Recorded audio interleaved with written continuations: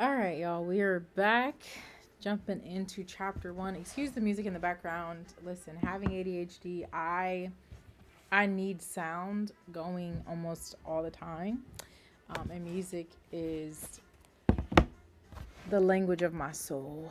Anyway, all right. This is hilarious. Okay, Earth, Wind, and America. I love how he starts his chapters. Like, I love it with that one sentence. I have an uncle named James. That's my daddy's name. For most of my life, I had no idea his name was James. To me, he was Uncle Junior. James Harriot Jr. was alternately a salesman of Mary Jane, a Black Panther, a Vietnam veteran, and a trusted deacon in his church. He knew things. A lot of things. They be knowing a lot. Like how to use a bandsaw or a bait a hook with the live worm. Also, leave a comment below if you like to fish. I love fishing. Love it.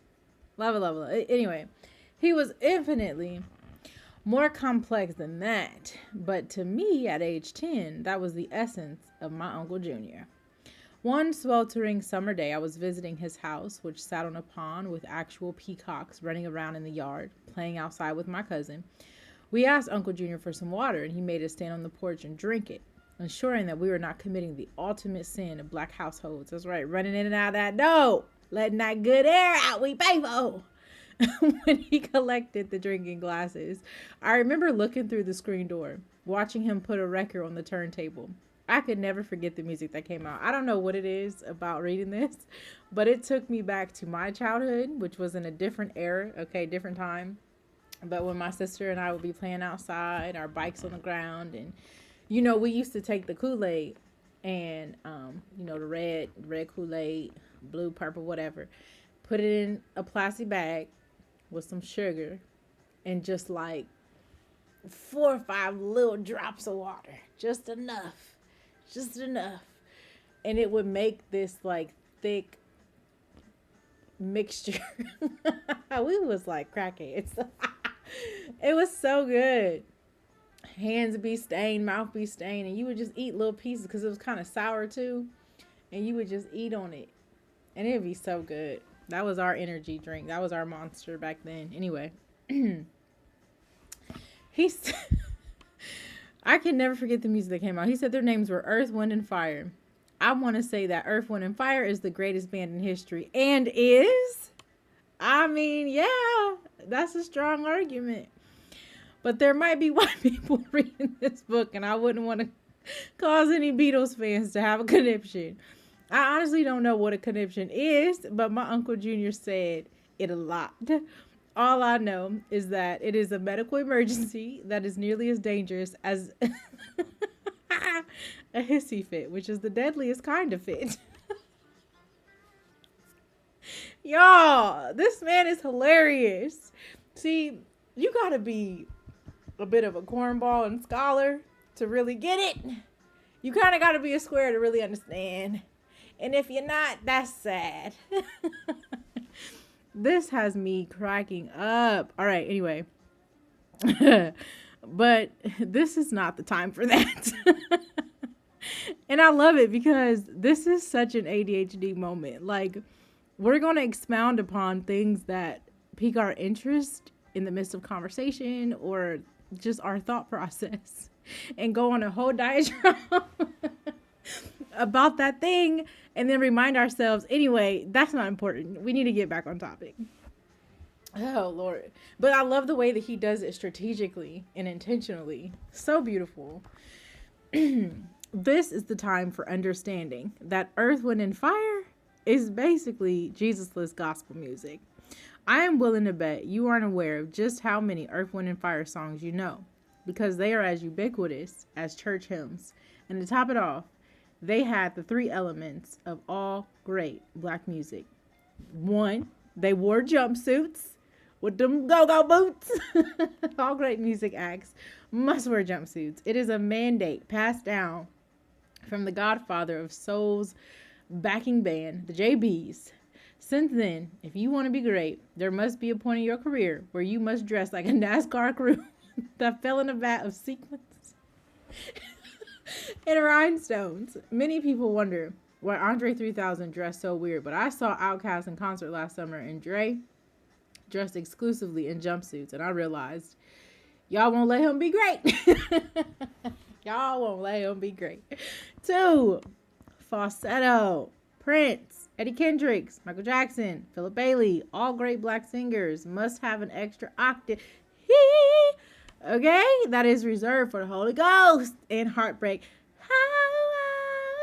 Okay, 3, horn section.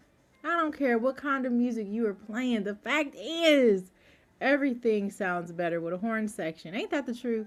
Everything. Everyone since the beginning of time knows it. Ask Joshua how he brought down the walls of Jericho. Ask a soldier what instrument he once played at his funeral.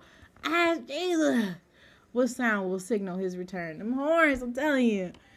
Uncle Junior loved, can't emphasize it enough, Earth, Wind, and Fire. Listen, I grew up on that music, and I'm telling you, it literally stains my DNA. Like, when any Earth, Wind, and Fire, even if I don't even know it's them, and it come on, cha, stop the presses. Oh my God, which of course meant that I became obsessed with Earth, Wind, and Fire. And according to him, the only proper way to listen to the elements was on vinyl. Of course, he owned compact disc and cassettes and even had an 8-track tape player. But for my eldest uncle, Earth, Wind, and Fire albums should only be played in their purest form from beginning to end. Oh man, I've been committing a cardinal sin. I gotta go back and listen to the full albums, y'all. We out here tripping, just playing these singles. Lord. Luckily, or just single songs off these albums. Luckily, my favorite EWF tune was the second song on the first side of their album, That's the Way of the World. Have you ever heard That's the Way of the World? If you are black, the answer is yes. If you've ever been to a cookout, the answer is yes. If you have an aunt who owns a leather miniskirt or a leopard print blouse, the answer is yes. If you've ever smelled incense burning in a room with a ceiling fan, the answer is yes. To this day, every time I hear it, I remember what joy sounds like. I know, I'm a kid again, standing on my uncle's porch, listening to my aunts tell stories through the screen door while my Uncle Junior explained the way of the world. Perhaps the only thing Uncle Junior loved more than the group he called the Elements was correcting people's stories. Whenever my family members gathered, the children would usually sit on the floor while the adults entertained each other with stories that stretched back generations. And without a doubt, every time somebody got creative with their version of a vent, Junior was there to make sure the truth was told. When my mother recounted the tale of the time Uncle Junior brought home a skittish black cat and hid it in the bathroom closet so my grandparents wouldn't know about it, and how that cat went on to leap out in the middle of the night and nearly claw her to death. Oh, God. Uncle Junior reminded her that the cat was technically more of a midnight gray, and in reality, it barely scratched her. Don't be exaggerating now. When my Aunt Marvel delighted, as with the story of how my grandfather saved an entire family from a blazing house, he would interrupt to point out that it was mostly smoke and very few flames. Come on now, Uncle Junior. Let us be great. Let us have our moment. He would eventually take over the story and tell it with less hyperbole. Yet still, he would somehow make his version the more interesting one. He was a living, breathing fact checker, a human footnote with impeccable storytelling technique. It was his passion. Uncle Junior wasn't necessarily a killjoy either. He was just someone who was as concerned about the fidelity of the family stories as he was about imparting the history of the sound of God's house band. Knowing this, I would sometimes use this particular idiosyncrasy to endear myself to him. If Uncle Junior wasn't at a family gathering, I would call him up afterward and regurgitate the stories back to him while he made his corrections. I trusted his version would be the definitive version and more interesting, but truthfully, I didn't really care about the family epics as much as I Just enjoyed hearing him attempt to rectify the misrepresented facts.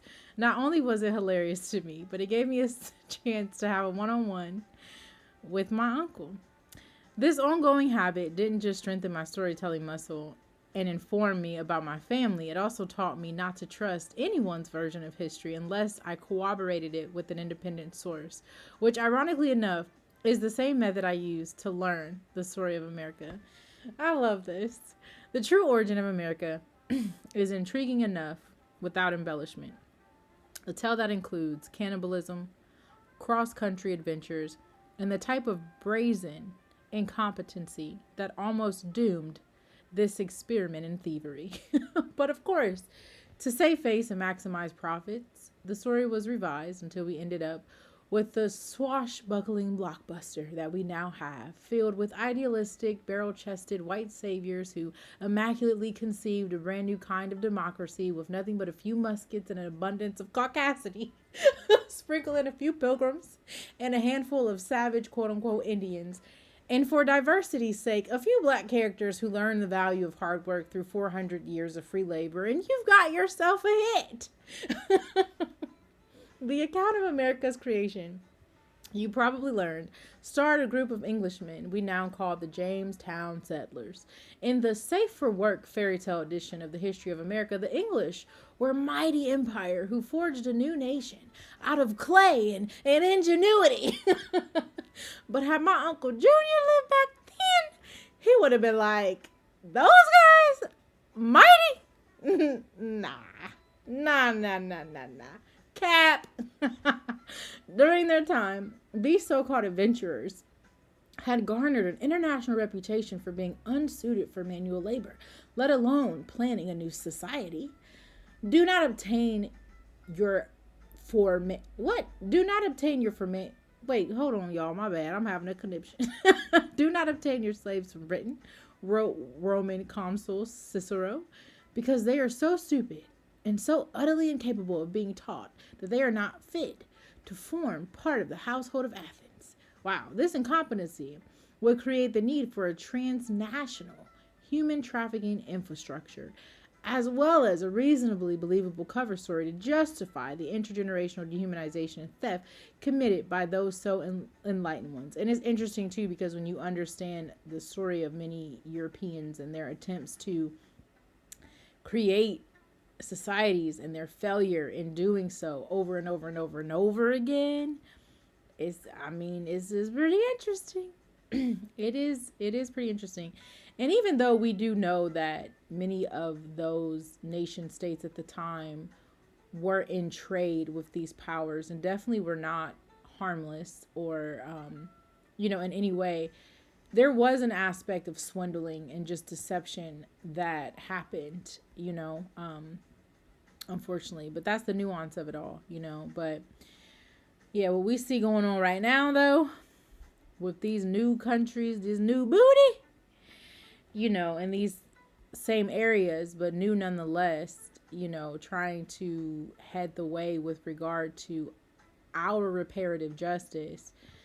It's absolutely asinine. It's crazy. And I don't think Uncle Junior would be pleased. I really don't. Anyway, by the late 16th century, England and Spain were beefing over which version of Christianity was best when James I ascended to the throne of England in 1603. James, a Protestant, was intent on thwarting Catholic-aligned Spanish global domination by getting in on the rapidly growing colonizing industry. In 1534, the English Parliament declared that the country had no superior under God other than the British King, Henry. All right, help me out, y'all. We got this. 5 + 3, okay? Henry VIII, okay? Who had split the Catholic Church so he could marry his side piece. So while the Catholic Church has served as an early investor for Spain, Portugal, and the other white empires, Britain didn't have access to the church's seed money. Without the colonizers' version of Shark Tank, the arrogant members of the British elite did not fret. The other countries may have had a head start, but the English were not burdened by faith or religion. They were free to colonize in the name of this superior higher power. Cash money! When Queen Elizabeth, oh my God, the first granted charters to colonize the North American territories unclaimed by Christians, the first 4 attempts failed. To be fair, the only reason they failed was because of disease, lack of food, lack of navigation skills, and the inability to convince the natives of English superiority. Just those things. No one knows what happened to the 4th attempt, aptly named the Lost Colony of Roanoke, but and a whole bunch of black folk fighting back, daggone it. Anyway, what happened to the 4th attempt, aptly named the Lost Colony of Roanoke, but the English kept trying. They truly believed that they were going to find the Garden of Eden, with trees dripping of diamonds and streams filled with gold. There was no way they could leave all those untold riches to the people who lived on the land. They had to have it. It would be easy to append the story of America's founding by turning these colonizers into villains. However, the men who hopped on the Susan Constant, Discovery, and Godspeed, 3 ships chartered by King James Joint Stock Virginia Company of London, were too incompetent to be categorized as evil. Although they had never mined, farmed, or built anything in their home country, these clowns were still confident that they could sail across the ocean and conquer an entire continent, sight unseen. Of all the conquering cultures in the world, the English were perhaps the least qualified colonizers. But to their credit, they were gifted in the area of cockiness, if nonetheless. Yeah, the caucasity. Aside from securing the rights to Virginia's gold, silver, and copper mines, the first chapter of Virginia charged the colonizers with propagating of Christian religion to such people as yet live in darkness and miserable ignorance of the true knowledge and worship of God, and to bring the infidels and savages living in those parts to human civility. Remember in that video, the nature documentary video of those scientists and plant explorers who were trying to save y'all, all the endangered everything. Remember? Yeah. And the thing that's crazy is they stole our book, our biblical records, our position when it comes to who we are according to the Most High God. Flipped it, whipped it, dipped it on its head. Positioned themselves as something of authority. Took it like he did in the book of Eli and tried to sell it back to us as if, it get deep. Anyway, if you know, you know.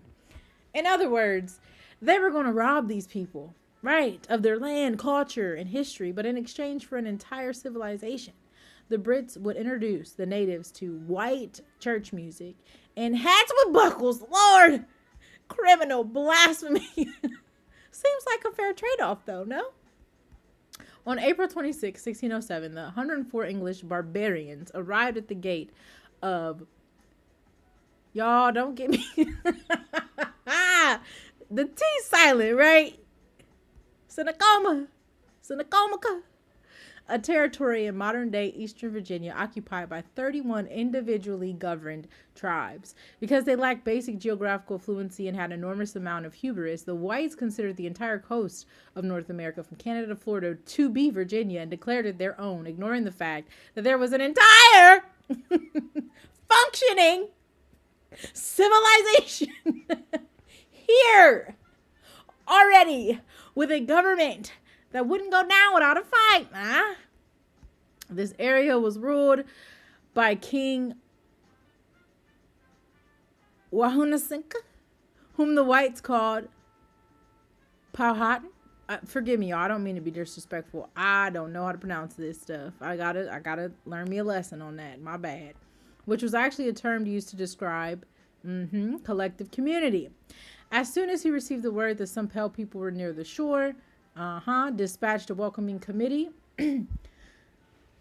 Bless our heart. Ooh, bless their hearts. To greet them with 20 or 30 arrows. Okay. As he had done with all previous boats. Okay. He's okay. Of suspicious looking people lurking around his neighborhood. Right. Because I'm like, what? After a brief melee, boys retreated and decided to wait to make their move. From the moment and his crew first encountered these pale-faced Philistines, the natives could tell there was going to be trouble. First of all, this group was going to struggle with food. The mid-Atlantic region was going through the worst drought that had been experienced in 700 years. Not to mention that their arrival in late April meant it was too late to start planting any crops anyway. Additionally, the spot chosen by the Jamestown colonizers was the worst real estate in the area. Although the brackish waters surrounding the settlement on three sides offered protection, by June, they realized that American mosquitoes hit different. Bit different. They also didn't seem to know how hygiene works. That's kind of their history. Because for some reason they figured they could relieve their bowels in the same place they gathered their drinking water. Lord. Perhaps the Virginia's company's biggest mistake was who they sent to conquer the new land. Unlike Portugal and Spain, who had a head start in the white people discovering things trend, England was relatively new to the colonizing game. Okay, Portugal and Spain had a class of explorers and soldiers whose full-time job was conquering. Instead of sending uncouth conquistadors, the British sent wealthy Protestant aristocrats to stake out the area, led by Captain Christopher Newport, and whose ranks included Captain John Smith, a celebrated English mercenary who had been wounded in battle, captured, and sold as a slave. As part of the British expedition, Smith was arrested for treason and imprisoned until the ships landed at Virginia and crew unsealed the orders, naming him as the leader of the colony. Despite his having no experience at farming, governing a colony, or leading people, things were off to a wonderful start. Even the few laborers among the group were not accustomed to living off the land, which set the venture capitalists turned pioneers up for disaster. In his diary, Smith lamented that there were few bars, beer houses, or restaurants in the newly stolen land. Oh, God, forcing the adventurers to survive on boiled water and a pint of wheat and barley per day. Most of their grain supply had been stored on the ship for 26 weeks, providing a great, albeit unorthodox, source of protein. The worms that had infested the food stores. In other bouts of hubris, when Captain Newport dropped them off and told them he'd be right back with supplies, the group seemed to forget how long that journey took and didn't even bother to try and plant crops. The hapless British aristocrats sat clueless in a new land, withering away in the Virginia winter, while the Powhatan nation luxuriated nearby in their heated homes. I know that's right, because let me tell you something. Like we saw with that course of ancient America, you guys couldn't see it because I wasn't able to record the screen. I may have to ask to borrow it again from my university. But the technology that these people employed, many of our ancestors, was otherworldly. Do you hear me? Extremely advanced. Extremely. While Newport was on his journey back, Smith was out discovering stuff that had already been discovered. One day he found himself surrounded by 200 Powhatan men. Thinking quickly, Smith attempted to use his native guide as a human shield, which didn't go over well with the guys with the arrows. Smith was shot in his thigh a little, captured and taken to Paramount Chief Wright arrived at the interrogation session in style, wearing pearl necklaces, fur coat, and raccoon. Boy, walking up in there like Martin. Ooh, ooh. Ooh, ooh, ooh. An entourage of advisors and young women, each a great chain of white beards over their shoulders, and their heads painted red, and with such a grave and majestical countenance as drove me into admiration to such state in a naked savage. Oh my goodness, hilarious. Wow. And this is what he wrote, I guess, in his journal. Because he's quoting something. Served Smith a heavy brunch and decided to let him go. As long as the white men kept their distance, the chief of chiefs believed the two groups could coexist in peace, which was a strange concept for Europeans. Yeah. The natives had to be up to something, they figured, a theory advanced by Smith, who insisted that the natives were going to eat him until he outsmarted the king of the savages. I mean, what a projection, right? My goodness. The wicked flee if when no man pursues. But, could see that the inept immigrants were struggling and took pity on them. While he didn't know if their faces were so pale because of malaria, dysentery, or that poop drinking thing. He decided to help the settlers out by sending over some food until Newport came. I need somebody to read this. A black man in a comical way. Oh, this is so hilarious. Well, somebody got to make a movie out of this. He decided to help the settlers out by sending over some food until Newport came back from grocery shopping in England. Back in England, everyone was excited because Newport had returned with bags of gold discovered from the Jamestonians. The investors figured that this whole colonizing thing was a great plan. Not only did the investors donate supplies, but 120 more laborers and settlers joined Newport for his return to Virginia.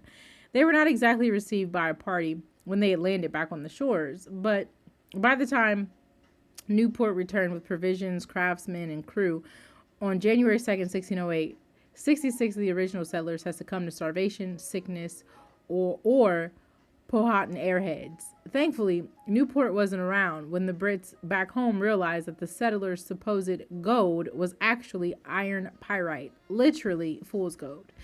After they received the first shipment of supplies, the colonists went to work.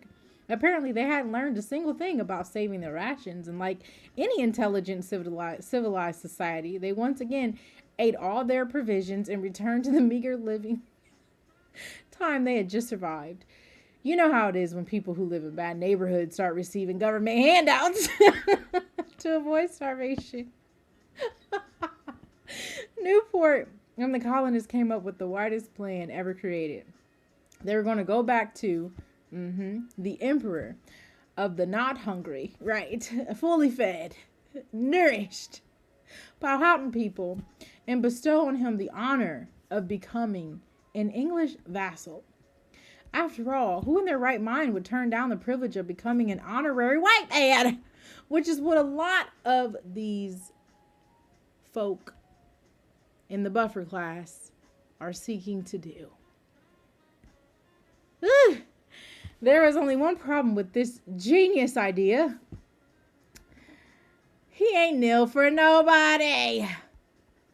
You don't become the president of by kneeling. In fact, he lived by two rules. One, he who keeps his head higher than others ranks higher. And two, he who puts other people in a vulnerable position without altering his own stance ranks higher. Amen. Because in the words of Toni Morrison, if you can only be tall because someone's on their knees, you got a problem.